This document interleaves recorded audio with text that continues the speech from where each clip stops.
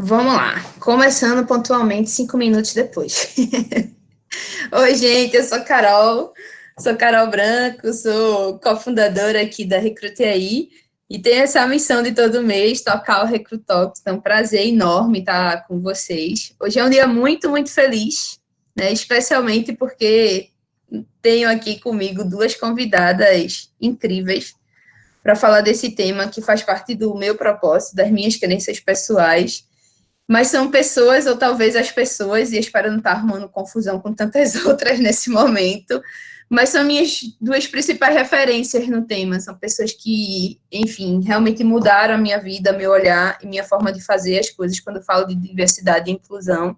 Então, tudo mudou na minha vida depois de um workshop que eu assisti da Bárbara, né? E igualmente quando minha convivência com a Tânia passou a ser efetivamente quase que diária e compartilhando e vendo o quanto que ela vive isso todo dia. Então, estou muito feliz de ter as meninas aqui. Já já eu vou falar um pouquinho mais delas, porque agora eu vou fazer um breve jabá aqui da Recrute aí. Então, o Recrutalks é um evento promovido pela Recrute aí. A gente tenta fazer esse bate-papo todos os meses. Esse daqui vai ser o último do ano, porque em dezembro a gente para organizar a nova sequência do ano que vem. Então, esse evento era presencial, passou a ser online. Então, já tem aí existindo várias sessões. Vou passar um vídeo aqui sobre a Recrute aí, para a gente começar. O vídeo é rapidinho, 1 minuto. E aí a gente já vem e já volta para o nosso tema de hoje. Então, vou dar o play aqui para compartilhar com vocês.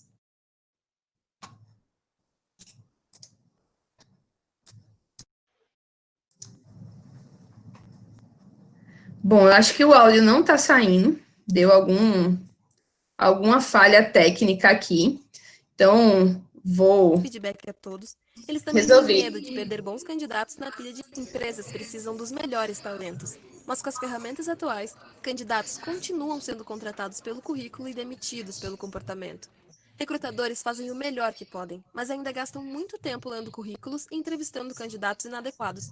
Além de não conseguirem dar feedback a todos, eles também têm medo de perder bons candidatos na pilha de inscritos.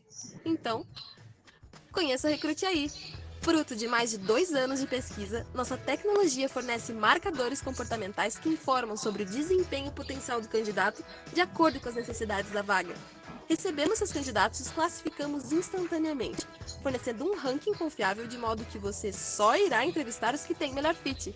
Além disso, garantimos que cada candidato receberá um feedback sob medida. E tudo com uma abordagem focada no ser humano, que não diferencia a raça, religião e gênero dos candidatos.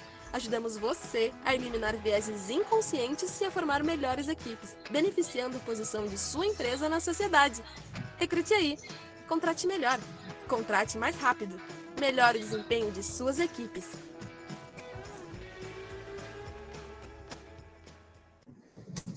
Empresas precisam. E aí, quem quiser conhecer mais da gente, né, recrute aí com esse nome, o arroba você encontra no LinkedIn, no Instagram, nosso canal do YouTube. Falei que era rápido, mas queria muito compartilhar com vocês algumas notícias recentes, assim, que deixou a gente bem, bem, bem feliz. Então, nós somos uma startup, o que a gente chama de early stage, né, a gente está no início aí, e a gente vem conquistando algumas coisas super importantes. Então, essa semana, a gente foi reconhecida no ranking da 100 Open Startups como uma das 10 principais ou mais reconhecidas, ou mais importantes, ou mais inovadoras HR Techs aí do país. Então, a gente ficou muito, muito feliz com com esse reconhecimento, fruto do trabalho de um super time que vem dando o seu melhor, com muita gente que contribuiu, nem todo mundo está aí na foto, então fica meu muito obrigada a todo mundo e dividindo aí a alegria com vocês. E a gente teve mais duas coisas incríveis, né, que foram um pouquinho antes dessa notícia dessa semana. Um foi ser escolhido pela 500 Startups, que é a maior aceleradora do mundo, junto com a Y Combinator, as duas lá do Vale do Silício. E a gente foi selecionado num programa onde escolheram-se as 10 empresas mais inovadoras, enfim, startups ali que tinham um potencial global das Américas, Canadá, Estados Unidos, das Américas, e a gente está lá e está sendo acelerado, e está sendo bem bacana, estamos aprendendo bastante.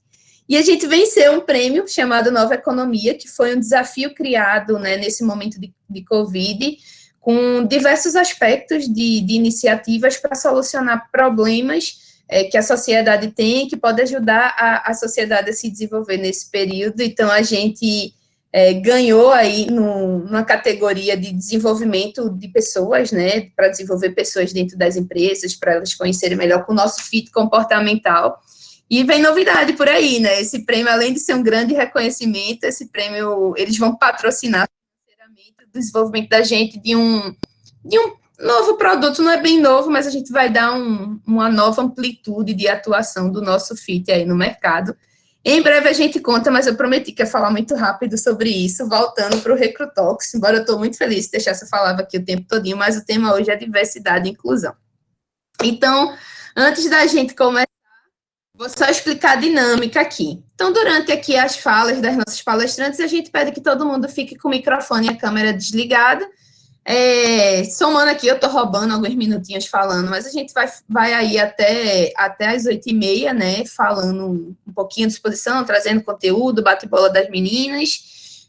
O chat está aberto aqui do lado, então podem ir enviando perguntas, a gente já tem perguntas de uma enquete, também vou compartilhar aqui no chat, e aí ao final a gente vai trazer isso e as meninas vão respondendo, e a gente, se tiver tempo, abre o microfone para quem está participando também poder fazer suas contribuições, mas, por favor, ao longo da conversa, vão botando seus comentários, suas impressões aqui do lado, que eu vou capturando tudo aqui e trago no final, tentando atender a todo mundo que participou. Né? E eu já tinha falado, esse é o último Recrutox do ano, mas é para a gente planejar o ano que vem, a gente fez isso ano passado e funcionou muito bem, então ano que vem vai vir cheio de novidades. E agora, finalmente, né, vou chamar aqui para que elas se apresentem, mas assim, eu já falei um pouco de como eu estou feliz, de como essas mulheres são referências na minha vida, né? A Bárbara é uma pessoa muito bem formada, que vive genuinamente isso, né? Psicóloga, mestre em psicologia social, dedicou a vida profissional dela para a diversidade e inclusão, e eu pude ver com meus próprios olhos o resultado do trabalho dela quando a gente trabalhou juntas na Unilever, e ela conseguiu grandes entregas, e um deles foi transformar ali, né, a liderança daquela companhia, né, liderar esse projeto, onde 50% da liderança era feminina, 50% masculina. E Tânia, enfim, ela tem muitas coisas, ela vive isso no dia a dia, ela tem uma história muito legal, ela, enfim, construiu um caminho de sucesso e hoje ela tem uma voz muito forte. Eu digo que ela não entende o tamanho que ela tem, como que ela influencia a gente, mas se deixar eu vou ficar aqui bajulando, porque eu sou fã realmente das duas, e aí eu vou chamar a Tânia para começar se apresentando, depois ela passa para a Bárbara e a gente começa aí o nosso bate-papo. Tânia, tá contigo.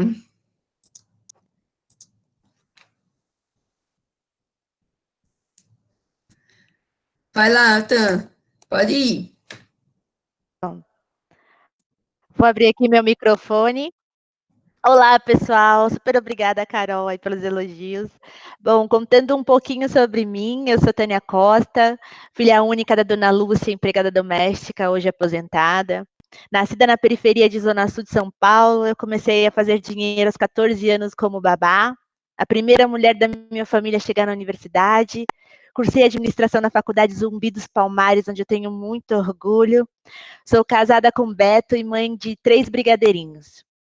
Hoje eu estou como coordenadora de recursos humanos na Unilever, né, onde eu tenho a oportunidade de, junto com as minhas atribuições diárias, me permitir exercitar o meu propósito todos os dias. E acabei de contar para vocês o meu currículo oculto.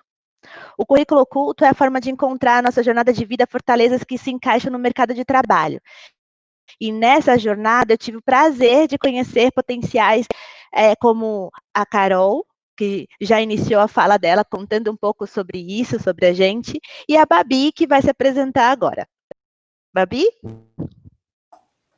Super obrigada. Boa noite. Super obrigada pelo convite. Carol, te falei que é uma honra dividir o vídeo, né? Que é esse novo momento com a Tânia.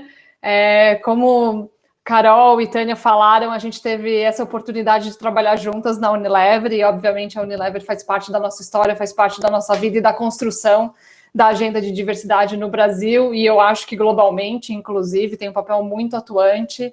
Então, eu tive esse prazer e essa honra de dividir com você aqui a tela e o dia a dia, né? Essa 1 hora que a gente vai estar aqui junto com todo mundo. Então, como a Carol falou, eu sou psicóloga de formação, e eu acho que é importante falar sobre isso, porque diversidade, para mim, aconteceu muito cedo, aconteceu na faculdade. Eu logo me interessei pela temática, dentro da faculdade ainda, e geralmente nos temas relativos a gênero. E dentro da faculdade eu tive a oportunidade de ser bolsista de pesquisa, e aí eu fui, durante quase 4 anos, bolsista de pesquisa, sempre nos temas relacionados a gênero, e a minha formação foi uma formação muito voltada para o mundo acadêmico. Eu jurava, né, e a gente, quando é estudante, tem esse sonho sobre a carreira, sobre os próximos movimentos, de que eu seria uma professora, uma pesquisadora. Então, logo que eu terminei a faculdade, eu fui fazer mestrado em psicologia social, porque era um caminho quase natural dentro dessa trajetória que eu tive na universidade, e eu escolhi a PUC de São Paulo. Não sei se vocês conhecem, mas a PUC de São Paulo é uma referência em psicologia social, dentro da linha que eu gostaria de seguir, e eu passei 2 anos e meio num núcleo de pesquisa que não existe mais, infelizmente, mas ele se chamava Núcleo de Pesquisa de Gênero, Raça e Idade. Eu posso depois falar mais sobre isso, mas foi nesse núcleo que eu me descobri branca, e isso com 22 anos, 23 anos de idade, e eu acho que esse é um ponto que eu acho que quando a gente está falando de diversidade a gente precisa falar sobre isso também, mas dentro desse núcleo eu tive a oportunidade de expandir o meu conhecimento em diversidade, então ele deixou de ser gênero e eu fui para outros tópicos, outras temáticas, e obviamente raça foi um tópico que me chamou muita atenção e que a gente estudou profundamente nesses 2 anos e meio. O que é interessante é que a minha pesquisa não é sobre mulheres, mas é sobre homens, é sobre masculinidade e paternidade, que, aliás, é um tema importante e que está acontecendo, né? Um tema efervescente agora. E o mais interessante nessa história, hoje eu acho interessante, na verdade, na época foi tema de muita dúvida para mim, mas quando eu terminei o mestrado, eu escolhi não ir para a academia e não fazer pesquisa, eu queria ir para o mundo organizacional das empresas, e eu meio que abandonei toda essa bagagem, esse conhecimento, porque naquela época, e a gente está falando de 2009, 2010, diversidade não era um tópico para o mercado. Então, o acordo que eu fiz comigo mesma é que, obviamente, essa era a minha agenda, eu continuaria sendo uma mulher feminista, eu continuaria lutando por essa temática, mas que ela ficaria no âmbito pessoal da minha vida e não profissional, porque, enfim, as empresas não tinham isso como um tópico. E eu estou contando isso para vocês porque eu vi o mercado começar a aquecer, o mercado aquecendo lá em 2015, 2016 no tópico, e foi um momento em que eu passei a coordenar a área de diversidade na Unilever, e aí eu acho que foi onde eu entendi esse outro lado, né, da moeda, onde diversidade faz sentido para o negócio, né? Porque eu tinha muito diversidade sobre uma ótica acadêmica, uma ótica relacional, a ótica da análise, mas a Unilever me ensinou o que diversidade pode representar para o business, né? E mais do que isso, eu acho que me ensinou que essa é uma relação indissociável. E eu acho que esse é um tópico que vale a pena a gente discutir aqui, porque muito se pergunta se diversidade é uma agenda da moda, se é uma onda que vai passar, e eu posso dizer para vocês com toda certeza de que não é. Na verdade, não acho que existirão negócios que não tenham essa preocupação, porque o negócio que se perpetuará no futuro, né, que tem futuro, é um negócio que, de fato, consegue agregar diversidade, consegue identificar a diversidade como um asset do negócio. Então, e essa é a coisa boa de ter um pouquinho mais de idade, né? Então, eu consegui acompanhar isso no mercado, e eu tenho o maior orgulho de ter vivido, né, em ambas os momentos, né, na academia, depois na organização, onde não era um tópico, onde passou a ser um tópico, e ainda mais orgulho, enfim, dessa trajetória e de agora ter a oportunidade de trabalhar na Uber, enfim, construindo a agenda, e aí na Uber dentro da área de diversidade, então não é recursos humanos, é uma outra área, né, existe e viver isso, né, viver um momento em que diversidade pode ser uma área, e aí com recursos próprios, com budget, com prioridades próprias, e conseguir impactar o negócio. E, de novo, eu poderia falar que as pessoas, porque obviamente as pessoas são impactadas por essa agenda, não tem dúvida nenhuma, mas em última instância eu sempre falo que a minha agenda é a agenda do negócio. E aí, ter essa oportunidade, ter vivido toda essa transformação me dá a oportunidade de conseguir enxergar também para onde a gente pode ir em termos de futuro com essa agenda. E o que eu posso compartilhar com vocês é que quando a gente consegue agregar a agenda ao negócio, quando a gente consegue de fato definir isso como parte do negócio, o resultado é incrível. E aí, para o negócio, para as pessoas, para a comunidade, porque hoje, de novo, isso é indissociável, né? E o Paul Pullman, que é o ex-CEO da Unilever, tinha uma frase muito poderosa. Ele dizia que a gente estava deixando de ser um mundo que se preocupa só com o acionista e passa a ser um mundo que se preocupa com os stakeholders, então com os consumidores, com as pessoas de alguma forma que se relacionam com a marca, e esse é um ponto muito poderoso, é onde entra muito fortemente diversidade. Não, quem são esses stakeholders, né? O que querem esses stakeholders? Como a gente conversa com esses stakeholders? Então, enfim, começa uma conversa bastante diferente, de novo, muito, muito conectada ao business. Acho que era isso na apresentação. Então, vai lá. Então, continua e traz para a gente aí um pouquinho de tudo que você tem para falar.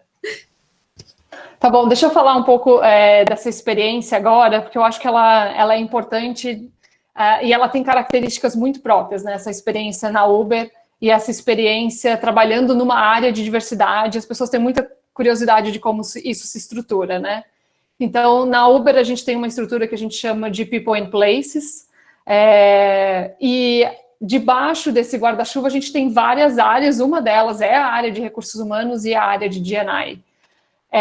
E isso foi importante porque, obviamente, a gente consegue dar muito mais tração para a agenda no negócio quando a gente tem uma área cuidando disso. É uma área global, então eu cuido da América Latina, mas eu tenho outros pares que cuidam de outras regiões do mundo na Uber, né? A Uber está espalhada no mundo todo. E a gente tem uma Chief de diversidade que fica...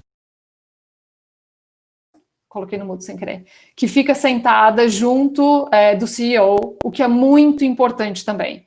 Então, a conversa acontece em todos os níveis, muito rapidamente, porque a gente se estruturou de uma maneira em que a gente consegue suportar o negócio em todos os levels e nos levels decisórios, né? Então, a minha chefe, que é a Chief de Diversidade, ela consegue negociar, vender a agenda, enfim, fazer os ajustes que são necessários com quem toma a decisão final. Então, acho que isso traz uma característica bem diferente para o negócio. Tem outra característica que eu acho que é importante, eu estou aqui na América Latina, mas eu não tenho chefe na América Latina, que tem uma concepção um pouco como área de compliance, e isso me dá muita liberdade. Então, dá muita liberdade para eu sentar com o business e eu ter conversas honestas com o business. Porque no final do dia isso não vai ter necessariamente uma interferência na minha carreira, ou não vai ter uma grande interferência, enfim, no meu ano, na minha estratégia. E eu acho que isso traz uma característica de liberdade bastante grande do jeito que a gente se organizou internamente. Eu tenho, essa é uma outra característica do meu papel, então, na verdade, eu trabalho diretamente com as pessoas que tomam decisão na América Latina, então a gente está falando dos CEOs locais, e a gente está falando do head da América Latina, então a minha estratégia é definida junto com essas pessoas, e obviamente parte do meu trabalho e parte do trabalho de diversidade no geral é fazer coach com essas pessoas, porque falar de diversidade e criar uma agenda de diversidade também coloca as pessoas numa questão de muita vulnerabilidade. Então, eu vou ter que pensar sobre a minha identidade racial, que eu nunca pensei. Porque como é que eu penso, né, sobre racismo estrutural, se eu não entendo nem qual é o meu papel, que cor eu tenho, se eu sou branco, se eu não sou. Então, passa por uma questão de vulnerabilidade bastante grande, e eu acho que a grande dificuldade que as pessoas têm em criar uma agenda nas empresas hoje, nas companhias hoje, é porque esbarra nessa falta de conhecimento que as pessoas têm de si próprias, obviamente da agenda, mas de si própria, e obviamente uma questão de não querer tocar nesse assunto, né? Porque entra em âmbitos muito pessoais, né? Você começa a trabalhar sobre tópicos muito pessoais e que talvez a liderança mais sênior da organização não esteja preparada e não queira falar sobre isso, né? Então, e nesse sentido, o papel da pessoa de diversidade, o papel da pessoa que trabalha nessa posição tem outras conotações, né? Então tem uma conotação, sim, de criar agenda, de mobilizar, de criar todos os movimentos internos, mas também tem um papel de suportar essa liderança, se autoconhecer e a, de fato, ser vulnerável para conseguir entender essa temática. Uma das questões que tem ficado mais claras para mim ultimamente é a falta ou a pobreza em termos de diversidade da educação executiva. Então, eu fiz MBA, eu não tive nenhum tópico de diversidade quando eu fiz MBA. Eu tive uma amiga que voltou agora, um dos maiores MBAs do mundo, um dos mais renomados. Ela falou, Bárbara, eu não tive um tópico de diversidade. Quando as pessoas tentavam propor, fazer a discussão sobre a ótica da diversidade, os professores se negavam a fazer essa discussão. Então, também parte da dificuldade que a gente vê em termos de avanço da agenda também se deve a uma pobreza educacional em torno de diversidade na educação executiva, e, obviamente, isso faz com que eu tenha que fazer um trabalho que não foi feito, de alguma maneira, nesses ambientes que, em tese, deveriam formar os executivos, né? E os executivos, né, se formam através do trabalho, da experiência, mas também muitos deles vão buscar educação executiva, e eu acho que a gente não tem feito um bom trabalho nesse sentido, as escolas não têm feito um bom trabalho. Falando do meu dia a dia, né, então eu tenho esse papel de criar agenda, de suportar essas lideranças, e eu sou a única na região, então vocês podem perguntar, nossa, como é que você trabalha? Mas eu trabalho através dos parceiros que eu tenho. Então, claramente, recrutamento é um grande parceiro nessa jornada. Então, eu ajudo o recrutamento a definir targets, metas, eu ajudo o recrutamento a definir novas estratégias de recrutamento, dependendo do grupo que a gente quer trabalhar, políticas, negociar questões com clientes, com algumas lideranças, e aí o meu trabalho vai se multiplicando nesse sentido. Os HRBPs são clientes e são parceiros, então, ora eles são meus clientes, ora eles são meus parceiros. Então, a minha agenda acontece através de recursos humanos, muito dela acontece através de recursos humanos, e acontece também através dos grupos de afinidade que a gente tem na Uber, e que, obviamente, dão um grande suporte para alavancar a agenda, especialmente no que se refere a treinamento, educação, e aí estamos falando para a população em geral da Uber, então, enfim, eles são grandes aliados nesse sentido. Então, a agenda acontece através de muita gente, e é assim que diversidade acontece de fato, né? Através de muitas mãos, então, uma mão da liderança, uma mão de recursos humanos, uma mão dos grupos de afinidade que no final do dia representam os funcionários, né? Então, é assim que funciona dentro da Uber. A gente tem tido resultados muito interessantes, inclusive que se destacam globalmente, né? Latam se destacando globalmente, o que me dá muito orgulho do trabalho que o time tem feito até então. E parte, eu acho que do sucesso é essa questão do trabalho com os meus parceiros, enfim, com quem atua de fato nessas agendas, mas também com o suporte incondicional da liderança. E eu acho que esse é um ponto de discussão. Se não tem o suporte da liderança, dificilmente você consegue caminhar, porque tem algumas questões que são mais complicadas, são mais difíceis, e você precisa do suporte para passar a mensagem correta. Então, ter uma liderança do lado, que acredita na agenda, que vê sentido na agenda, faz muito diferença para a gente conseguir alcançar resultados significativos.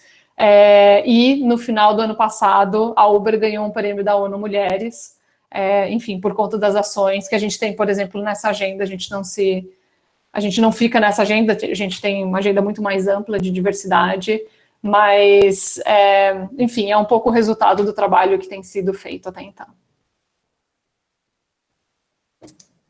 Fantástico, fantástico. E aí, Tan, quer trazer mais alguma coisa aqui para a gente começar esse bate-bola? Claro, é muito interessante quando a gente vê como a agenda de diversidade ela vem crescendo nas organizações, né? O professor Silvio Almeida, que tem um currículo assim vasto, brilhante, ele trouxe numa das últimas entrevistas que ele fez que a organização que não entende diversidade como negócio, ela não entende de negócios. Então, é importante que as pessoas reflitam sobre isso, que a agenda de diversidade, de pluralidade, de equidade, de intersecções, ela é considerada uma agenda importante porque ela reflete as pessoas. E se a gente quer crescer como ambiente, como negócio, como a Babi bem pontuou, a gente precisa trazer o poder do coletivo. Sem o coletivo, a gente não consegue crescer, porque as melhores decisões ela vêm exatamente dos conflitos, das maneiras diversas da gente pensar e agir. Então, eu trago na minha realidade, eu estou na mesma companhia há 15 anos, sou recursos humanos, e não se trata mais de uma agenda de RH, é um tema das pessoas. Então, os grupos de afinidades que têm um papel ativo na estratégia de diversidade é que faz essa correlação, essa engrenagem rolar de uma forma efetiva, de uma forma perene, de uma forma sustentável, porque também tem um vínculo super sincero que mexe com a sua própria conexão de vida, né? Quando eu apresentei lá meu currículo oculto, eu aprendi sobre o currículo oculto super recentemente através do coletivo, né? De entender que as pessoas têm uma potencialidade em sua jornada de vida e não necessariamente só aquilo que ela coloca no currículo. E quando a gente olha isso através do olhar da essência dessas pessoas, a gente consegue conectar as fortalezas delas com a relação de necessidade que eu preciso para aquela função, para aquele negócio. Então, quando eu, como recursos humanos, consigo atrair esse olhar de um cliente, consigo atrair esse olhar de um gerente, de uma pessoa que, sentada numa cadeira, ela tem o privilégio da tomada de decisão, aí eu faço a agenda de diversidade acontecer. Ela não pode ficar só dentro da gente, né? Ela tem que transbordar tudo isso. E falando um pouco sobre esses papéis de afinidades, nesses 15 anos de recursos humanos dentro da Unilever, eu consegui ver uma evolução muito bonita, né? A Bárbara conseguiu deixar um legado de gênero e do ano passado para cá, depois que os coletivos de afinidades, de inclusão de pessoas com deficiências, que é o UniPCDs, o MANAP, que é de gênero com foco em mulheres, o PRAUD, que traz a questão do LGBTQI+, o Unimen, que também tem uma característica super forte do gênero com foco em homens, o MUD, que são aliados de funcionários que querem colocar a mão na massa mesmo para fazer as transformações na empresa, e o Afrolever, que é uma bússola para mim, que é um orgulho de pertença, né? Que aí eu vou contar um pouco do por que o Afrolever ele é tão importante, não só nesse contexto, porque nós estamos no mês que traz essa consciência racial, mas também porque é uma pauta prioritária deste ano, né? E ela é uma pauta prioritária porque nós, na verdade, demoramos para reconhecer a importância dela na questão de diversidade. Quando a gente lá atrás estava olhando esse conceito de pluralidade nas empresas, nós não tínhamos o conceito atual da intersecção. E dentro desse recorte racial, é importante que a gente olhe a intersecção, o impacto dela como um todo, né? Da mulher negra, do homem negro, do trans, enfim, de toda essa particularidade que precisa ser respeitada e ela precisa ser muito bem conduzida. O Afrolever, ele surgiu do incômodo de 3 estagiárias que não se viam representadas nos corredores, nas propagandas, nos produtos, e essas 3 meninas, a Bruna, a Tainá e a Larissa, que fizeram, que assim, elas já iniciaram a sua jornada deixando um legado incrível, porque elas foram ousadas e ao mesmo tempo unidas, né? Elas pensaram numa estratégia de como esse incômodo poderia se transformar em um projeto agregador. Né? E aí, dentro da companhia, a gente tem um projeto que chama DigiFund, né? Que são projetos como mini startups, né? Que a gente investe uma grana, né, nos projetos aprovados para ver o quanto que aquilo também terá impacto no negócio. Depois que elas colocaram isso em prática, elas estruturaram um coletivo que é pautado em 4 pilares, né? Marcas, pessoas, comunicação interna e relações públicas. Hoje eu sou uma das líderes de people, né? Da agenda de pessoas e também de relações públicas dentro do Afrolever. Eu tenho muito orgulho dessas meninas. Eu espero até que elas estejam aqui, eu não consigo ver se estão todas aqui, mas o que surgiu nelas é... Tainá tá aí. Através delas, que são uma geração super nova, fez com que eu me enxergasse nelas. E isso é muito poderoso, porque elas não têm... Eu acho que agora elas até possuem um pouco da noção do tamanho da onda que elas estão gerando no mundo, sabe? Quando a gente fala sobre potencializar o dom, que é o meu propósito hoje, é fazer exatamente as pessoas se enxergarem como potência e fazerem diferença no mundo. Elas já fizeram diferença no mundo, elas já fizeram diferença na minha vida, elas fizeram diferença na vida dos meus filhos. Então, quando a gente condiciona o poder do coletivo, que a gente acredita na junção desses pensamentos, embora com muito esforço, com muitas dores no meio do caminho, se apoiando um no outro, não tem quem segure, porque se elas conseguiram provocar o sistema, com a inteligência que elas têm, com a intelectualidade que elas possuem, elas vão construir projetos e programas que vão gerar cada vez mais impacto. E é isso que precisa ser levado em consideração, porque em um ano, eles iniciaram uma jornada de letramento interno que conceituaram diversas manifestações, assim. Desmistificaram mesmo o mito da democracia racial no Brasil. Construíram pautas, lives, webinars, que questionaram vocabulários com frases racistas, né, que remetiam ao nosso passado colonial. Nós aprendemos muito sobre colorismo, deram visibilidade das mulheres negras, latino-americanas, caribenhas, as mulheres negras daqui, do Brasil, de uma forma mais bonita da palavra, sabe? Que olha gênero, raça, classe. E provocou um papel importante das marcas. Hoje eu trabalho numa organização que tem 100% dos lares brasileiros um produto da nossa companhia. E a gente precisa ser refletido, né, os nossos consumidores. E para isso a gente também precisa provocar o sistema das marcas, né? E conseguir ter a abertura, né, de ter a potência que é essa companhia, escutar as meninas, e ampliar esses ouvidos, né, para outras pessoas, ecoando cada vez mais a voz, trouxe também um resultado muito significativo para o negócio.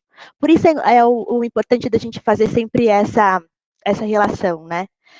E eu digo que esse mês de novembro de 2020, ele não é só importante no contexto da consciência racial, mas esse ano ele foi muito impactado pelo que aconteceu no início dele, né? O mundo conheceu George Floyd, né? E nós temos que o tempo todo relembrar o João Pedro, a Agatha, Cauã, João Miguel e todos os jovens negros que morrem todos os dias no Brasil a cada 23 minutos. E para nós, esse novembro, ele marca o resgate de uma construção do futuro, uma ressignificação do ser negro. A gente precisa enaltecer e dar visibilidade ao nosso papel na história, na construção da inovação e da tecnologia. É como a gente reconstruir a visão do negro como talento e potência. E isso não é fácil, porque a gente ainda tem uma história que começa e se resume à escravidão. E quando a gente começa a olhar todas as entregas e toda esse poder, né, que quando conduzido ou quando pelo menos é oportunado, ele consegue agregar valor ao negócio, é gigantesco. Nós estamos falando de 56% dos nossos brasileiros que são negros. Até ontem eu estava conversando com uma pessoa sobre o tema, e a gente está falando de 118 milhões de pessoas. É muita gente. É um grupo que movimenta 1,9 trilhões de reais. Isso representa 40% do nosso total consumo brasileiro.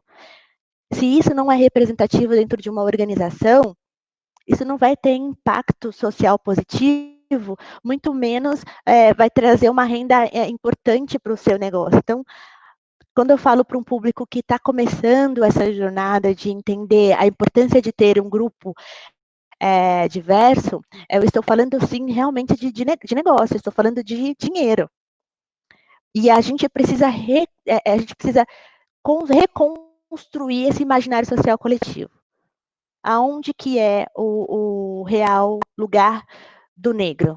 E quando eu falo negro, eu estou falando da soma de pessoas pretas e pardas. Quando eu tenho uma cadeira de liderança, que é a cadeira que faz essa transformação acontecer, qual é o meu real papel? O que eu estou fazendo para estimular o que o negro aporte o seu melhor? Por que será que a gente tem um brilhantismo e um grande número significativo no empreendedorismo? Por conta dessa consequência do racismo estrutural, né? Hoje eu até fiz algumas anotações aqui para trazer para vocês. 69% das domésticas no Brasil são negras. 61% das mulheres negras são mães solo no Brasil. Como é que eu construo uma agenda que ajuda a desenvolver melhor essas lacunas de deficiência que o mercado coloca e ajuda a tirar todos os obstáculos para o negro se ascender, para eu conseguir contribuir para o meu negócio de fato. Esse não é só o meu papel como recursos humanos. Esse é o meu papel como pessoa, esse é o meu papel com um olhar de inteligência executiva por trás do mercado de trabalho. Né? Então, as informações, elas estão todas aí, elas são muito pertinentes, né? E aí podem me perguntar, mas como é que eu consigo fazer isso? Como é que eu enxergo? Como é que eu ajudo a construir políticas públicas, porque isso também é o nosso papel, para fomentar a atração dos negros, o olhar atrativo dos negros para onde eles querem chegar. Isso a gente só consegue se a gente definir, desenhar estratégias, a gente investir em cadeiras como a da Bárbara nas organizações, né, que tenha um chapéu importante para olhar, de fato, as políticas para que elas conduzam e orientam o corpo gerencial de uma empresa, porque é o corpo gerencial que faz mudança. Não adianta eu escolher ter uma representatividade demográfica dentro da minha empresa, olhando para uma contribuição significativa e colocar as pessoas negras em áreas de subalternidade. Não é isso que é diversidade. Não é isso que vai impactar o negócio. Eu vou estar deslegitimando o impacto social delas. E hoje eu tenho o prazer de dividir um projeto de prontidão com uma outra pessoa preta. E isso é muito raro nas organizações. Nós desenvolvemos dentro do Pilar de Pessoas um programa que vai gerar condição das pessoas se ascenderem em uma cadeira de gerencial. E o propósito de todo esse programa nós acreditamos que a diversidade impacta positivamente o negócio, E o nosso trabalho é provocar o sistema, acionando a potência das pessoas pretas para a sua prontidão. E aí tem duas frentes muito importantes. A primeira frente é o como que eu cuido da saúde mental do negro. Como é que eu ajudo ele a entender que sim, ele é uma potência e que sim, ele pode ser o que ele quiser?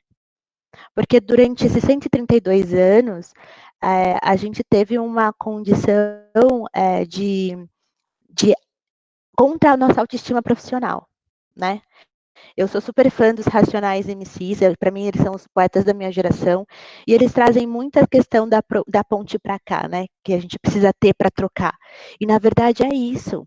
Quando a gente não se vê representado no imaginário social, quando a gente olha nas TVs, quando a gente percebe que nas organizações os melhores lugares sempre são ocupados por homens brancos, a gente não acredita que pode chegar lá.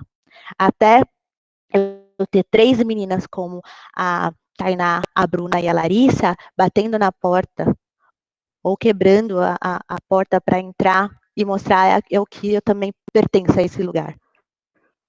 Então, essa é uma frente onde a gente vai atuar e vai trabalhar para potenciar, estimular cada vez mais essas questões de favorecer o negro como potência, e a outra parte é como eu conduzo toda uma estrutura organizacional para eu ter aliados, para eu ter uma liderança também preparada para a inclusão, porque não é só eu trazer essas pessoas, mas eu também tenho que atuar no líder para que ele enxergue essas pessoas, inclua essas pessoas nos seus objetivos e também provoque elas a ter atuação aonde elas precisam ter. E, além disso, eu preciso manter isso de uma forma sustentável. Porque não é só porque eu tenho uma pessoa preta sentada numa cadeira em uma área específica que aquela área vai estar diversa, porque aquela pessoa ela também é diferente de outra. Isso é respeitar a intersecção. Não adianta eu fazer um programa e uma campanha de diversidade de gênero e só colocar mulheres numa cadeira de liderança sem olhar para as mulheres trans, para as mulheres pretas. Então, tudo isso é válido e é uma questão de aprendizado que a gente tem ao longo do sistema, ao longo do que a gente entende como diversidade. E, além disso, eu tenho um papel muito importante quanto mãe, né? Quanto uma mulher que pensa no que vai ficar para depois, né? Eu estava conversando, eu fiz parte de um TCC de uma menina linda que ela trouxe depois no discurso dela que o que mais ela prestou atenção na fala é que quando eu falo dos meus filhos, eu tenho 3 filhos que dentro do colorismo eu tenho preto e pardo e tenho branco, eles são diferentes.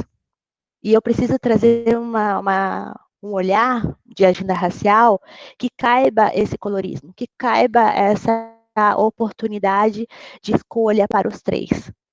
Então, eu trabalho o empoderamento deles, porque o empoderamento tem que vir antes do racismo estrutural. Porque quando eles tiverem o primeiro obstáculo de racismo, eles se sintam empoderados o suficiente para ter um enfrentamento ao sistema e não ser vítima do sistema. Tudo isso se relaciona porque eu sou um único ser humano.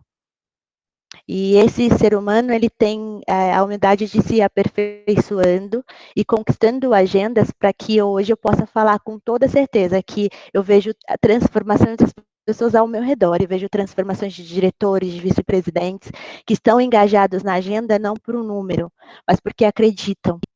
E porque eles estão sentados num lugar onde a sua voz vai ser ecoada. E através das ações deles, as transformações ambientais, elas serão concretizadas. Então, era um pouco disso que eu queria dividir com vocês, e estou super aberta a qualquer tipo de pergunta sobre um pouco mais de detalhes sobre os programas de prontidão, sobre essa agenda dos coletivos também, em todos os sentidos. Tá bem? Uau! Show de bola! Incrível! Tem bastante pergunta aqui, então vou tentar juntando para a gente levar a conversa, né, o máximo possível. Então, eu vou pedir para começar com a Bárbara. Eu vou tentar juntar 3 coisas aqui, Babi. A gente teve uma pergunta, que acho que podemos começar com ela, né? Quando a gente fala de diversidade nas empresas, do que a gente está falando? É só gênero? É só raça? Enfim, o que a gente está falando? Um overview aqui. Por onde começar, né? Como é que foi? Essa foi uma das perguntas. Eu não tenho, mas eu acredito. Bárbara trouxe da mesma forma, né? A frase, enfim, eu não capturei a frase inteira, mas assim, um negócio que não enxerga a diversidade é um negócio que vai morrer, né? Que ele não tem sustentabilidade, que ele não representa a população, ele não representa os consumidores, então ele não vai atender esse público. Então, tem essa pegada. Então, como é que eu começo a implementar isso? E junto aqui com a pergunta de Cadu, que é, uma vez que eu entendo que isso é importante, que esse processo começou, como é que é possível acelerar? Para a gente tentar juntar 3 aí e tentar contemplar todo mundo no tempo que a gente tem. Bárbara, por favor, e Tânia, ficar aí livre para complementar, tá? Por favor, entra, Tânia, viu? Por onde começar? Eu acho que, ou como definir qual é a sua agenda, eu acho que essa é uma pergunta muito importante e ela depende de alguns fatores. Eu vou falar de 2 aqui que eu acho importantes, mas, enfim, a gente poderia explorar alguns outros. O primeiro deles é qual é o teu negócio. Então, o teu negócio está conectado a qual público? O que você vende? É um produto? É um serviço? Porque, dependendo de qual é o seu negócio, serviço, você fala mais com uma determinada população. E se a gente está falando que existe uma conexão com business, você precisa garantir que internamente você represente essa população para conseguir entregar o melhor produto, serviço. Então, esse é um caminho. O outro caminho que eu gosto muito, eu sempre olho dados demográficos. E aí eu faço isso, por exemplo, na América Latina, e eu não estou falando agora de dentro da empresa, estou falando de fora. Então, por exemplo, as mulheres representam metade da população mundial, na América Latina elas são até um pouquinho mais, 51, 52. Claramente, essa é uma agenda que eu não posso ignorar. Ignorar a agenda de gênero, né, essa agenda em específico na América Latina, é desprezar metade da população. No Brasil, não dá para desprezar a agenda racial. 54%, 56% das pessoas se autodeclaram negras, então essa é uma agenda importante. PCD, por exemplo, no Brasil, a gente tem uma cota, ainda bem que a gente tem política pública envolvendo, PCD, essa é uma agenda importante. Então, na verdade, e eu gosto muito de pensar sobre prioridades, porque a agenda de diversidade é diversa, então ela tem uma gama de tópicos bastante ampla. Então, para você começar, eu acho que esses 2 tópicos. Então, onde eu estou, qual é a demografia em volta de mim e o que eu faço, o que eu vendo, que produto, serviço, para quem é, e ter isso refletido internamente é um bom começo. Por exemplo, só no Chile, a minha agenda não é uma agenda racial, mas é uma agenda indígena, por exemplo. Então, depende de onde eu estou, eu reflito a sociedade, dados demográficos me ajudam a fazer essa definição de prioridade. Eu acho que, igual o negócio trabalha com prioridade, diversidade deveria trabalhar com diversidade também, e, obviamente, essa agenda pode ir se criando e se desenvolvendo, e você incluindo outros tópicos de prioridade. Por onde começar? Se você quer começar, você começa por onde? Eu acho que, obviamente, essa definição de qual agenda é importante, mas eu acho que tem um tópico que é fundamental, que é você conhecer a sua realidade interna, fazer um censo interno. Então, quem somos nós? Quantas mulheres? Quantos homens? Quantos brancos? Quantos negros? Qual a formação? Qual a idade? Em qual cargo eles estão? Porque aqui tem uma questão que eu gosto muito dos pequenos números. Então, às vezes você olha e fala, nossa, a gente tem 40% de mulheres, ou 40% de negros, e aí quando você vai quebrar isso um pouco mais, você vê que eles estão todos na base da organização e não tem nenhum, por exemplo, tomando decisão. Então, se você quer começar por algum lugar, analisar número, analisar como a tua organização hoje está refletida, é um bom caminho, porque ela vai te ajudar a dizer quais são essas prioridades. Então, tá bom, então é mulher, não é mulher, então eu vou por uma agenda racial, eu vou por uma agenda de Pride, por exemplo, e aí você vai podendo escolher, e aí vai criando essas prioridades a partir disso. Como acelerar? Eu já li muito sobre isso, e eu tenho uma resposta, que é a que eu uso, e que eu acho que ela é a que resolve como acelerar, é meta. E aí a gente pode botar cota, a gente pode target, dê o nome que você quiser, é porque cota tem uma conotação um pouco diferente, mas é meta. Então, do mesmo jeito que o negócio se coloca a meta do tipo, olha, eu quero que esse produto alcance essa visibilidade em tanto tempo, ou que eu consiga vender para tantos clientes, a gente faz a mesma coisa com a questão de diversidade dentro da Uber. A gente estabelece o que a gente chama de time frame.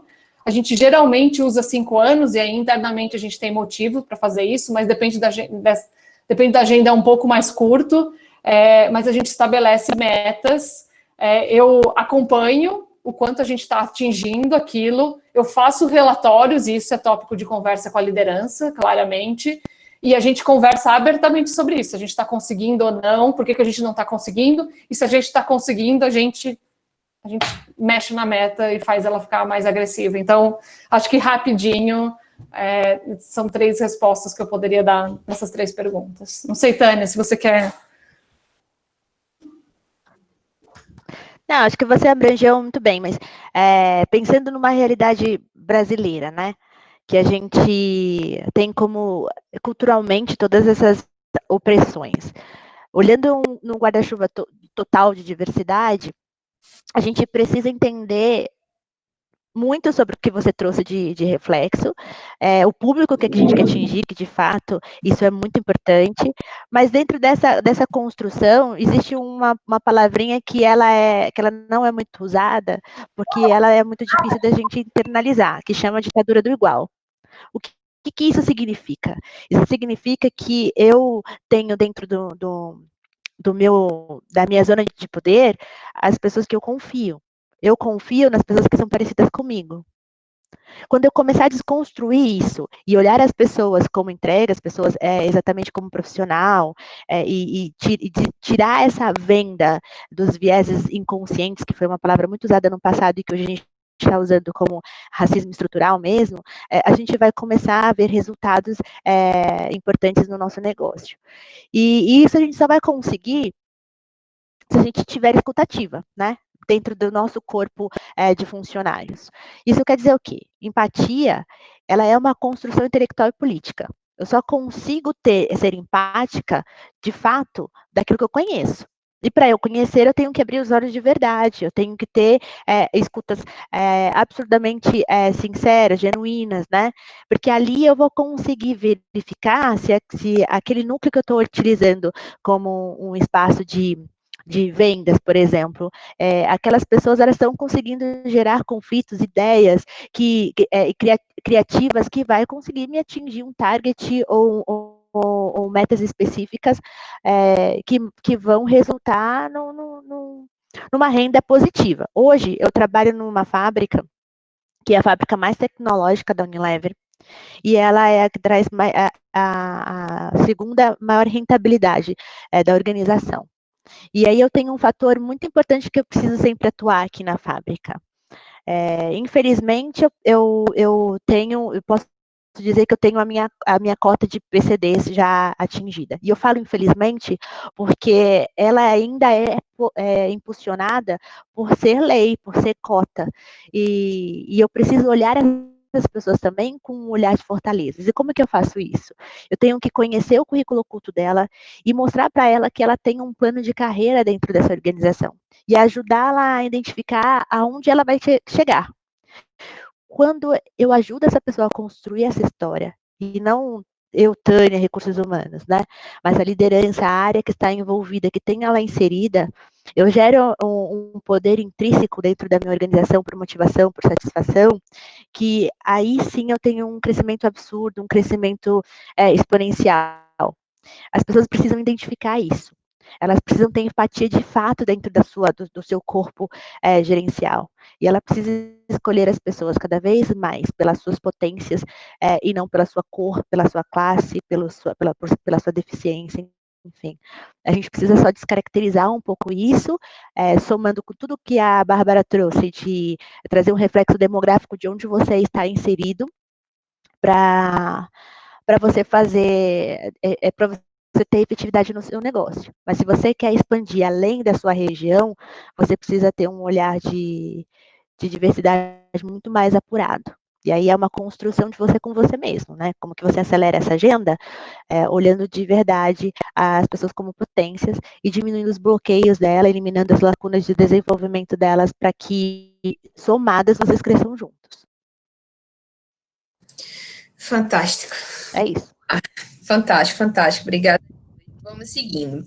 Tem uma pergunta aqui que eu acho que a gente pode partir para ela, porque daí a gente vai puxando outras coisas. Que pergunta quais são. A gente está falando aqui que um negócio que tem que estar ligado ao business, que um negócio só é sustentável se ele trabalhar a diversidade. E aí a gente está falando da alta liderança, da liderança, né? E a pergunta é bem específica aqui: quais são os 3 top desafios mais comuns, né, com alta liderança para superá-los? E assim, eu vivi com vocês duas, né? Convivi com vocês duas, a implementação de processos de mudança desse com a liderança. E na posição de líder, né, eu lembro exatamente a minha primeira reação com as cotas, né, com as mudanças, com as metas, né, como a Bárbara trouxe, da gente começar a contar. E não tenho vergonha de dizer, né, que dá meu choque, que eu não. A minha primeira impressão foi negar aquilo. E aquele workshop, eu participei do workshop, as meninas vão pensando aí nos top 3, se não já sabem de bate pronto, né, porque já devem saber. Aquele workshop me mudou e eu vi como que eu tinha uma visão limitada sobre o tema e sobre o impacto que esse tema ia trazer, não só na companhia, mas na sociedade que a gente está inserida. Então, enfim, falei, porque um dia já me senti nesse lugar de talvez de resistência ou de querer dizer que não concordava por não entender por completo qual que é o impacto disso. Então, e aí, meninas, quais são os top 3 desafios? Eu conheço a pessoa que perguntou, alguém que trabalha comunidade, que quer realmente implementar isso de maneira genuína no negócio que ela está. Ela realmente é alta liderança lá e quer transformar isso. Então, por favor, ajudem aí a nossa amiga. Quer começar, Tânia? Se a Babi me permite, eu vou começar, então. Eu acho que para colocar 3, eu acho ainda muito pouco, mas para ficar um pouco mais sucinto, primeiro é respeitar a interseccionalidade, que é aquela questão de olhar as diferenças nas diferenças, né? Porque só assim você também vai conseguir gerar equidade, porque nem todo mundo tem a mesma necessidade, né? A segunda tem muita relação com o que a Bárbara trouxe, que é você monitorar seus indicadores. Se você colocou meta, seja por cota, eu não gosto muito dessa palavra também, acho que as ações afirmativas é a melhor forma de você trazer isso, porque dependendo de como você comunica a relação de cotas, você traz esse sentimento que a Carol, no início, ela sentiu, né? E quando a gente fala de ações afirmativas, ela é uma ação mais prioritária, mais relacionada com o que você tem de relação estratégica mesmo. E a terceira é você harmonizar essa questão de maturidade, essa questão de entendimento das pessoas, que é o letramento, né? As pessoas precisam ter mais educação. E educação na forma mais ampla de se dizer mesmo, né? Não é só de capacitação, uma questão acadêmica. É educação no sentido de entender mais essas relações ou essas inter-relações. Quando a gente começa a trazer para dentro do ambiente do trabalho, no mercado de trabalho, as informações de fatos que são as verdadeiras, não aquelas que a gente aprendeu no ensino básico da escola, a gente consegue trazer também empoderamento para as pessoas que estão inseridas nesse contexto e para as pessoas também que vão trabalhar para esse contexto. Então, os top 3 para mim são essas 3 coisas: a interseccionalidade, o monitoramento dos indicadores, né, das relações de metas e KPIs, e como eu faço a harmonia de conhecimento e de educação das pessoas que estão dentro desse meu contexto de negócio. Babi? Eu concordo com você, especialmente na parte da formação. Como eu tinha comentado antes, eu acho que os executivos têm uma formação muito pobre a respeito disso, independente de onde eles estejam buscando essa informação, diversidade não está lá junto com o negócio. Essa interseccionalidade eu chamo de autoconhecimento. Então tem uma pobreza, do mesmo jeito que eu falei aqui, que eu me descobri branca no mestrado. Você tem executivos que nunca nem pensou sobre isso, que cor eu tenho, qual é a minha etnia, sabe? E aí esse é um começo de conversa complicado para você ter com o CEO, né? Do tipo, imagina, a primeira pergunta, do tipo, que cor você acha que você tem? A pessoa vai dizer, o que você está fazendo aqui? Do tipo, o que você está me fazendo essa pergunta? Mas essa é uma pergunta importante, porque essa questão do autorreconhecimento, ela é importante para conseguir fazer com que essa pessoa acompanhe a agenda, uma vez que ela não teve a formação necessária. E eu acho que tem uma questão de inteligência, que às vezes você é ótimo operando alguma coisa, mas você não consegue entender um conceito maior sobre diversidade, e aí às vezes não consegue entender porque, enfim, não consegue acompanhar ou não consegue entender porque não quer acompanhar, e eu acho que essa é uma questão que precisa ser cuidada por quem está cuidando da agenda, né? Porque elas são diferentes. Às vezes, falta de inteligência você consegue cobrir com alguma coisa, mas falta de vontade é mais difícil de cobrir. Então, acho que essa é uma questão importante para ser analisada.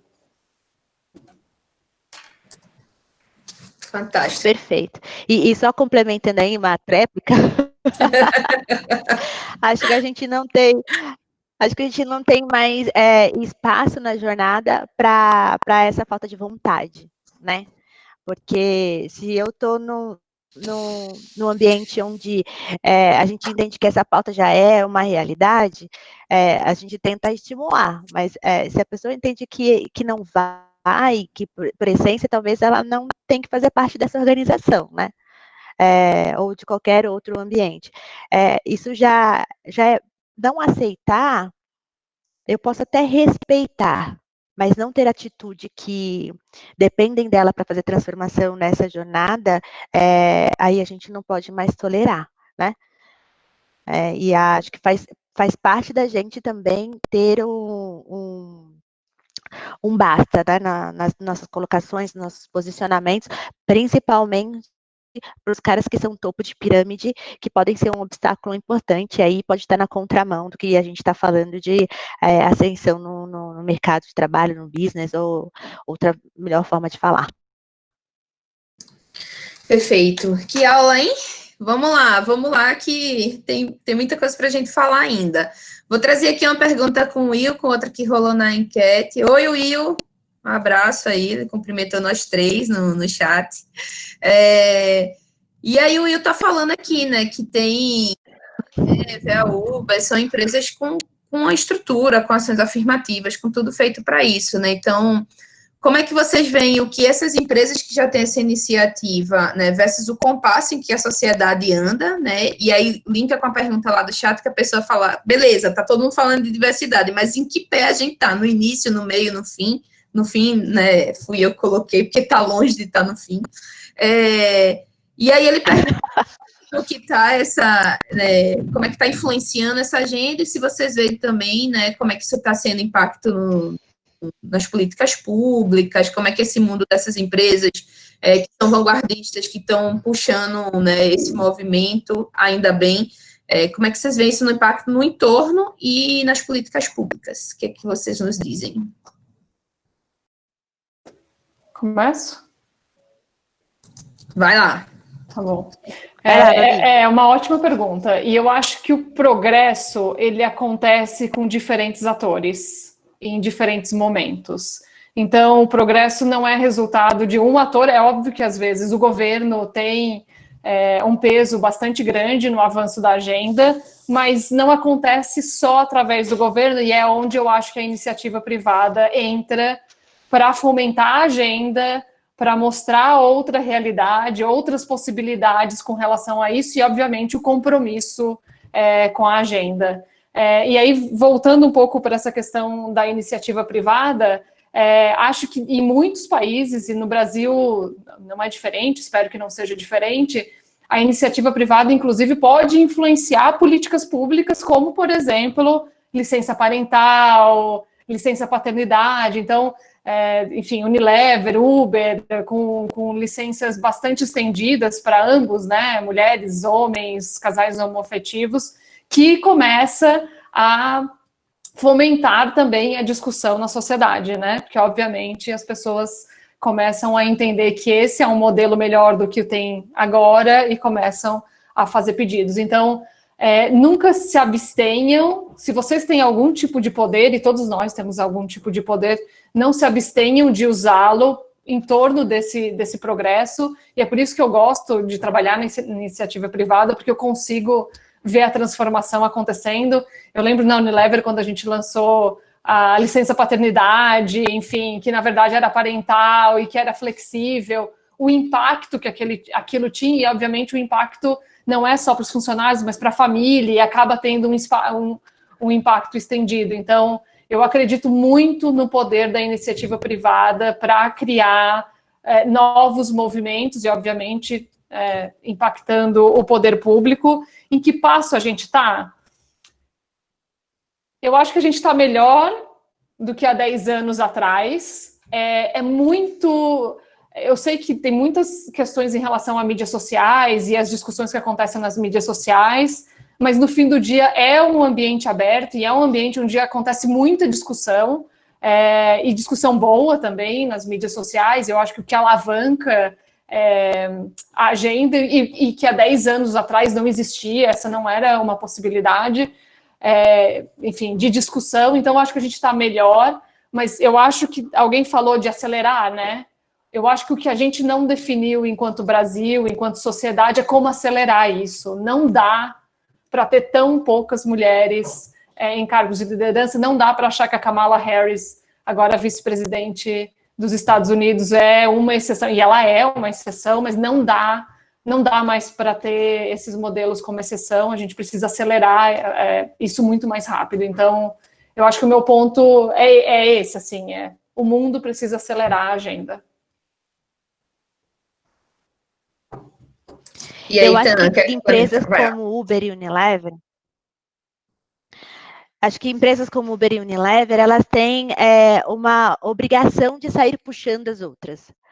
Unilever porque ela tem pioneirismo como um valor da organização, né? E ela é uma empresa onde ela também tem como bandeira coisas muito importantes, como o que a Bárbara já trouxe, e outras ações que a gente está realizando, que a gente está construindo. Eu estava vendo uma entrevista do Silvio Almeida com o Emicida, e eles estavam falando sobre o posicionamento do racismo estrutural no esporte, né? E aí o Emicida trouxe uma fala muito importante que me fez refletir. As pessoas questionam muito o posicionamento do Pelé na época dele, em relação também a essas ações afirmativas e como ele também potencializava essa agenda, né?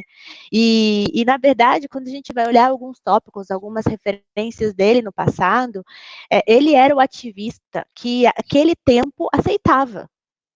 E eu acho que nós estamos numa agenda muito mais exponencial agora, porque as pessoas também estão num patamar de compreensão onde as vozes são ouvidas, né? As vozes que eu falo da minoria, que a gente fala muito dessa questão de minoria, apesar de ser a maioria, quando a gente fala de gênero, quando a gente fala de raça, né? Mas o que a gente quer dizer é de minoria no poder, né? E não ao contrário, não pela quantidade de pessoas. Então, hoje, a gente está num patamar que a gente pode ecoar a voz e que a Bárbara, que está numa cadeira de diversidade dentro de uma organização, que ainda pode ter cis e pessoas mais voltadas a essa minoria, mais maioria no poder, ela consegue ser melhor ouvida, porque ela consegue ter essa empatia. Hoje, eu consigo ser mais ouvida na minha organização, mas eu demorei 15 anos para conseguir algumas coisas hoje. E quanto mais pessoas estiverem reverberando essas vozes, mais força a gente vai ter para empurrar esse sistema. E o setor privado, ele está muito mais avançado que o setor público. Então, como que eu ajudo o setor público? Eu tenho que também escutar a comunidade, né? Isso também faz parte de um chapéu, de uma liderança. A gente não vive numa bolha, a gente tem que influenciar, sim, a política pública.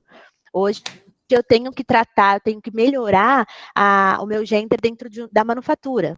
E para eu conseguir fazer isso, eu tenho que me conectar com as instituições técnicas, né, de capacitações técnicas, eu tenho que me conectar com o secretário de desenvolvimento social da cidade, para ir atrás dessas mulheres e falar para elas, escuta, vamos junto construir uma nova profissão. Topa ser mecânica comigo, fazer um curso de utilidades para ocupar esses lugares que hoje são majoritariamente ocupados por homens. Você vai ter uma renda maior, eu estou falando de um percentual de mulheres hoje que são rimo de família, e se eu ajudar ela a conquistar um posicionamento maior no mercado, ela vai ter uma renda maior e isso vai ter um retorno também. Esse pensamento de estímulo de políticas públicas precisa partir das empresas que já estão num passo mais agregador.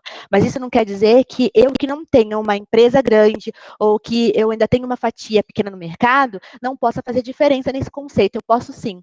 Eu posso ir nas escolas, eu posso ir nas secretarias, eu posso ir nos CRAS, eu posso estimular dentro do meu contexto, onde estão as pessoas com deficiência, que podem também me ajudar nesse sentido de entender ou ter uma mentalidade diferente de diversidade, trazer elas para uma representatividade importante na minha organização. Então, diversidade é isso. Diversidade é você olhar para o seu contexto de negócio e influenciar, nem que seja numa pequena parte, você já está fazendo muito. Mas você precisa começar, você precisa fazer. Você precisa ser ousado em tentar e pensar diferente. Fantástico. Parece mentira, mas é verdade. A gente já chegou no tempo final. Eu queria fechar ainda com a pergunta. Eu vou falar aqui para a Giovana, teve uma pergunta bem específica aí para a Uber. Estou com o teu e-mail, vou pedir para a Bárbara responder por escrito e caminham, tá? E aí eu queria trazer uma perspectiva talvez um pouco diferente, que é a da pessoa, né? Que a gente teve essa pergunta, o Cadu contemplou isso na segunda parte da pergunta dele. E a pessoa fala, como que eu sei se aquela empresa está fazendo diversidade de verdade? Né? Como que eu sei se eu vou ser aceita ali? Como que eu sei que eu vou ser acolhida ali? Como que eu sei que eu tenho espaço ali dentro? Então, vocês estão falando da ótica de quem está dentro, quem está lutando para transformar e para construir esse ambiente receptivo. Mas quem está do outro lado? Qual que é a palavra de encorajamento e de força para lutar, para conquistar esse espaço também que você dá? Porque as empresas estão fazendo isso porque elas querem ter essas pessoas ali dentro, porque aquilo é vantajoso para o negócio, porque aquilo é o reflexo da sociedade.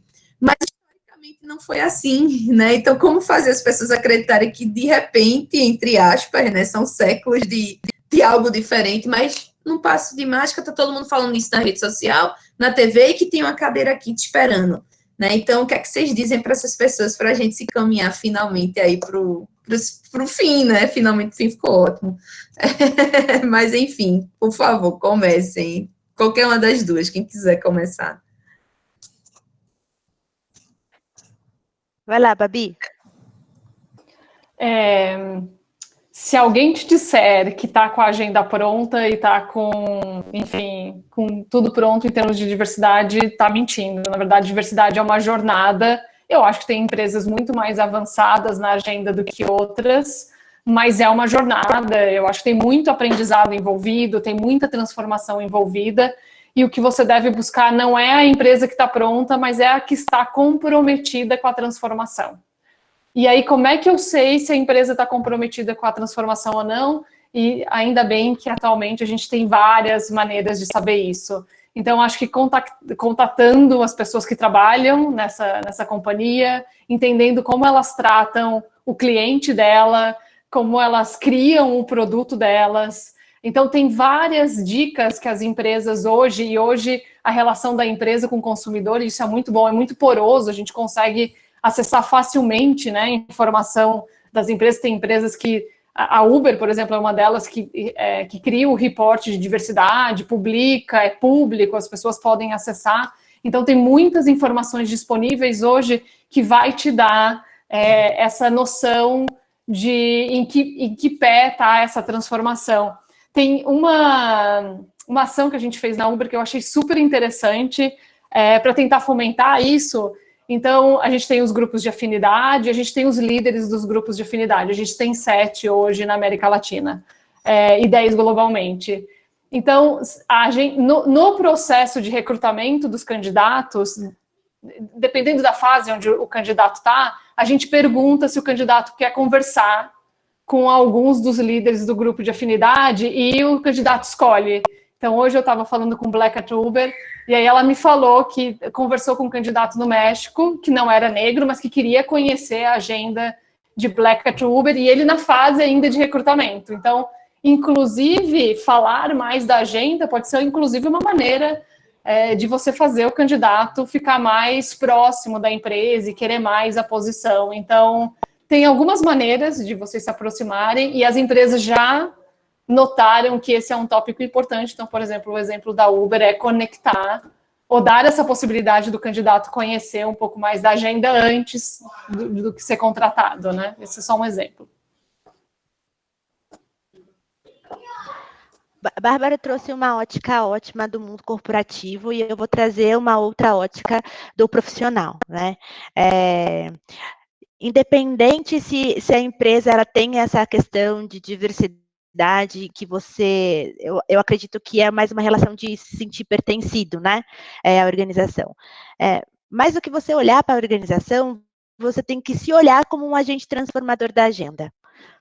Eu falo isso porque é muito importante que você também tenha uma rede de apoio que te ajude a concentrar e ter informações do que está rolando, de oportunidades, de boas práticas, né, no mercado, para você também levar isso como um objetivo seu, mas, sobretudo, para te ajudar nessa jornada, a perpetuar nessa jornada. E por 2 motivos. O primeiro é porque a empresa que não estiver conectada com diversidade, ela não vai se sustentar no mercado. Isso é fato, isso é indicador de consultorias renomadas, que está trazendo essa pauta para a gente. E segundo, porque você precisa se colocar num patamar de potência. Quando eu falo que lá no início, há 1 ano atrás, a gente tinha um cenário e que depois de um incômodo de 3 estagiárias que teve a ousadia de lutar contra o sistema e provocaram toda uma mudança estrutural, elas estão se protagonizando nessa agenda transformacional. No meio da minha carreira, eu precisei de uma pessoa olhar para mim como um talento e colocar na minha ótica, no meu olhar, que eu poderia sobreviver a esse sistema, que eu poderia, sim, ocupar uma cadeira de liderança. Ela está ouvindo aqui hoje, que é a Ana Luísa. Ela foi um ser humano muito importante na minha vida, porque ela tirou a minha síndrome do impostor. E aí hoje é o meu papel de voltar para as pessoas que também se perguntam que podem ocupar um lugar de liderança, que podem ocupar um lugar de protagonismo no mercado de trabalho, e eu digo que sim podem olhar esse contexto como oportunidade e ser o que elas quiserem ser. E que se elas não tiverem se olhando com esse dom, com esse patamar de que elas podem fazer diferença no mundo, ela não está só se boicotando, ela está boicotando toda uma rede, porque as pessoas uma dependem das outras, e a organização depende de todas, para fazer um impacto diferente nesse mundão todo. Então, é só uma devolutiva do que foi importante, das pessoas que foram importantes na minha vida, que me tocaram de uma maneira que potencializaram o meu dom, que eu passo também essa bola para as pessoas que acham que talvez sim, talvez não sei se eu consigo. Consegue sim. Bom, com isso a gente vai terminando, né? Então, fantástico, incrível. Ficamos devendo aí algumas respostas, mas tem um tempo, a gente precisa encerrar. Mas quem sabe a gente não faz uma segunda rodada aí, né? Abordando esses temas de que ficaram para trás em um outro momento. Então, meninas, mulheres incríveis, Bárbara, Tam, muito obrigada por compartilhar com a gente tudo, né? Tudo que vocês vêm construindo. Então, de novo, eu conheço vocês, esse é um retrato da vida, do que vocês vivenciam todo dia, não é um texto pronto para um recorte de profissional, é o que vocês acreditam, é o propósito de vocês. Obrigada por compartilhar isso com a gente, assim, acho que esse Recruit Talks foi incrível, eu tô bem feliz com o resultado. Deixo com vocês aí os 30 segundos finais para se despedir de todo mundo, e parabéns, muito obrigada por estar aqui dividindo com a gente tudo isso. Obrigada a vocês pelo convite. Eu acho que essa é uma discussão necessária, especialmente nos momentos atuais.